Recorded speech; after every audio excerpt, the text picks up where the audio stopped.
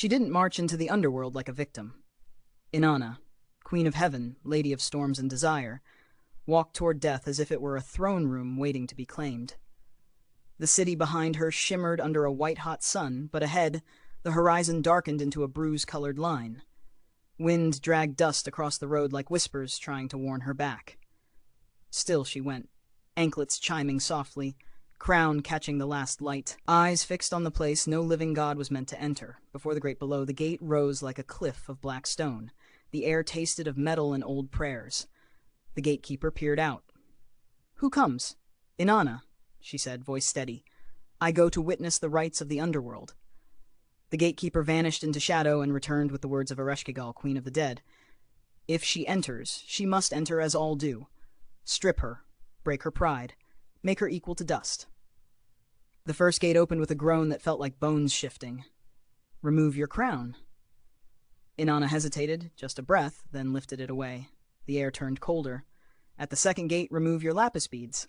At the third, remove your shining breastplate. Gate by gate, the underworld took its payment, not coins, not blood, symbols, power, identity. Each latch clanged shut behind her like the world forgetting her name. By the seventh gate, she stood bare of all that made her a goddess. No armor, no jewels, no protection but her own will. The silence pressed in, thick as clay. Then she saw Ereshkigal.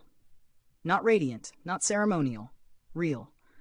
A queen hunched on a throne of darkness, eyes like deep wells, face pinched with pain that never ended. Around her, the judges of the dead waited without expression, as if they'd been carved from night.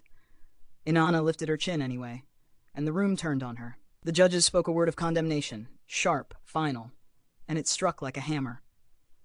Inanna's breath snapped away. Her knees buckled. The goddess who once commanded armies and lovers crumpled to the cold floor. No thunder answered, no sky split open. Her body was lifted like a thing made small and hung on a hook, silent proof that even divinity can be brought low. Above, the world began to unravel. Without Inanna, desire withered. Seeds refused to wake. Hearts felt strangely hollow, like songs missing their chorus. And somewhere in the living world, her faithful servant, Ninshubur, wailed at temple doors until the gods could no longer pretend not to hear. Mercy finally moved through the heavens in secret, slipping down into the underworld like a stolen flame. A bargain was made. A breath was returned. Inanna opened her eyes in the dark. But the underworld does not give without taking. As she rose and walked back through the 7 gates, her power returned piece by piece. Crown, beads, breastplate.